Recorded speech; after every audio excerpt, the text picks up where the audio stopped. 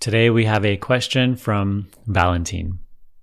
Valentin said, "Hi everyone, I'm Valentin from Cyprus, and I need some help. I discovered Sunny's teaching, and I'm very happy for this. Thank you, Sunny, for everything you do. Wonderful, Valentin. I'm happy that the videos are helping you. But I have a problem. In a country of super religious people, even my wife tries to stop me in discovering myself. So my question is there any technique to meditate and forget about present moments without people to realize what I'm trying to do?" So I think you're asking, can I practice without having people knowing that I'm practicing this? And you said, so what can I do to develop my journey, but to be connected to the present? Thank you all. So Valentin, you asked a question that many of us have a challenge with. You have now encountered a path which not many people in your life will understand. And maybe nobody that you know, especially if you live in a super religious country, will understand the unique spiritual path of self-discovery that you are going through. So the first thing I want to say is that this, although it is being perceived as a challenge, an obstacle, a problem, it is not. This is your unique circumstance, your unique challenge that you will have to go through that will be helpful to your spiritual practice. And I'm speaking from personal experience. There's barely anybody who really understands my path in my personal life. There's maybe one person, and even then, there's not really that full understanding. But that's the beauty of it. You don't need people to understand your path. You simply need to understand yourself, and you need to have the courage to follow your path, because you know that for yourself and within yourself, you feel it is the right path for you. Even my wife is born and raised a Christian, and she does not believe in my path. And to some degree, she maybe even thinks it's incorrect. It's wrong for me to practice these teachings. However, over time, we have come to a mutual understanding that, I make no effort to change her beliefs because there's no reason for that. She has the right to believe what she believes. And also, she does not try to change my beliefs or my path because, again, my path is my path. So I understand, though, in your case where there maybe is not any space for that open communication where you're able to help your partner understand that, this is the way things are going for me, and I'm maybe not completely going away from my religion, but I am now exploring these teachings in a brand new way. So with that, you can still practice without the guilt and shame. Notice that the guilt and shame that arise, that you may feel, and the sense of isolation and exclusion that you may feel are all your unique challenge in this awakening journey. You don't need to resist them. Don't feel like, if they weren't here, then I'd be able to practice. No, your unique challenge is you need to learn to practice through these things, with these things. This is your path, my friend. This is your journey. So my recommendation to you would be, first, understand that this is the path you want to walk. Why? Because it feels most truthful to you. When you act in contradiction to what feels most authentic to you, what feels most true to you, your inward calling, then your life will suffer for it. You'll not feel good. You will not feel open. You will not feel loving. You will not feel happy. It's almost like because you're denying your journey, you're denying a part of yourself. Things start to die within you. So first and foremost, know what is right for you. If this path has chosen you and you want to embark on it, then you will do so at any cost.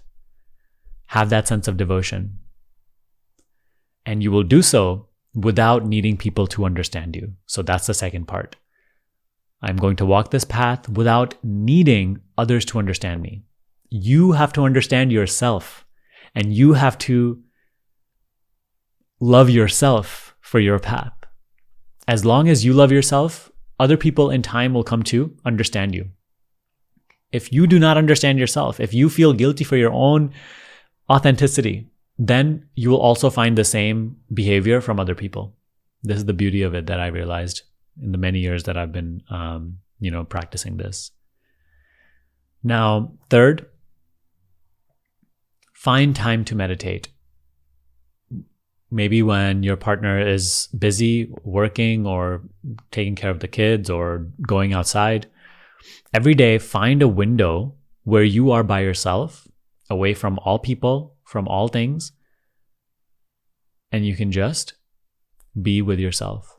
You can just practice the meditation pointer that we talk about on this channel.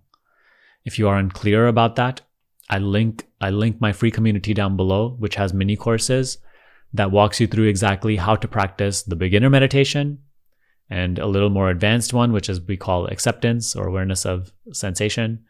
And then the third, which is self-inquiry. You have to see which one resonates most with you, and you have to practice that. I'll link it down below. So you find time every single day where you are simply by yourself and you're practicing the meditation pointer, at least once per day for you in your case. But ideally, I recommend twice per day. But if it's really not possible in this type of situation, then once per day will do. The beauty about this is, although you may be in a religious place like a mosque or a church or a temple, or you're in the marketplace, or you're out to dinner with your family, they need not know that you are practicing meditation. Even in those moments, when you are talking and acting and doing and working, you can practice this presence, being present, being aware. If anything, this will improve the quality of your life and the quality of attention you give to your family, and they will love you for it. And they won't even know that you are practicing. And you need not tell them about your path. You need not try to convert them off on your path. Just allow your path to be your path and practice without needing them to know. This is the way. So you have a practice where you're away from everything, and then you're practicing when you're amidst everything. The pointer that you're practicing is the same whether if it's in sit-down meditation or in day-to-day life.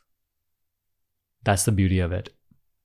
Now, the last thing I will say is that when other people do judge you and they do condemn you and they do say you're doing it wrong, you have to understand that they're doing so also out of love and partly out of fear, because they have been taught something that, oh, this is correct and this is the way to God. And so they are so identified with that. They really feel that this is the way, and everything else that everybody else does, this is wrong. But nobody has a monopoly on God. Okay, no one approach is the approach to God. Everybody has a unique journey to discover their source, and yours is this. So understand that when they criticize you and they don't understand you, they're only doing so because they are also trying to help you understand that, hey, this is the way, and they think that their way is the way.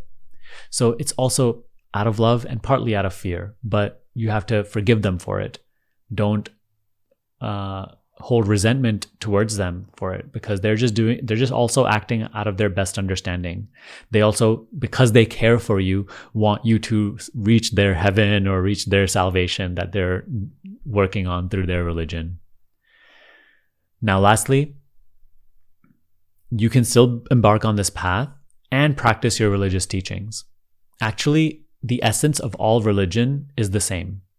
Of course, it manifests through different teachings, through different teachers and avatars, and what they say is good or bad. But the essence of all religion is the same.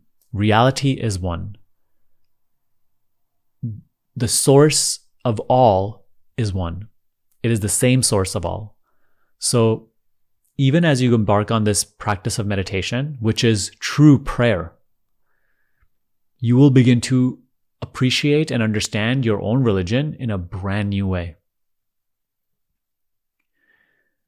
It is like you'll start to gain way more clarity into why your religion says the things that it says and proposes the things that it says. And you'll have a greater capacity to discern between actual essence of religion versus just religious, dogma and things that have been created just by people who think they know what they're doing. And you'll have a really good capacity to discern between true and false. So that is my advice to you, my friend. Be totally all in on this teaching if you feel this is true for you. Allow your path to be your path. Don't need anybody to understand you. And even if they condemn you, forgive them for it, because they don't know. They don't necessarily know what you have discovered. So you can pray for them also, that they also discover this inward connection, this presence more and more clearly. So again, if you need help with the practice of these teachings, I'll link my free resources down below. I have a free self-inquiry guide, some free courses, and a community that you can take a look at and leverage. But if you are looking to work more intensively on this and you want my private help, then learn more about my School of Awakening, which is a day-by-day meditation and self-inquiry program that really helps you dissolve mind identification and become free from suffering your experience, awakening to who you truly are. All the links are down below. I hope that this video helped you. I'll see you next time. Thank you.